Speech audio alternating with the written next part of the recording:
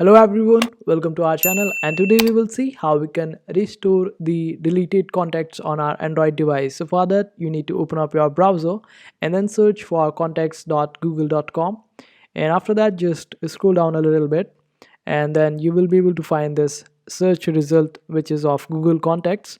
Just open it up and it will have all your contacts saved from your device if you have connected to Google.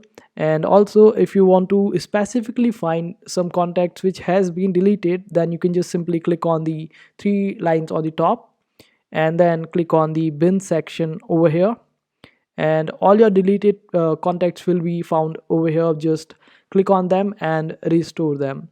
And if you want to find the other way to restore contacts, then you can always comment down below and we will be happy to help you out. And I hope this video was helpful. Make sure to hit that like button and also subscribe to our channel for more helpful videos.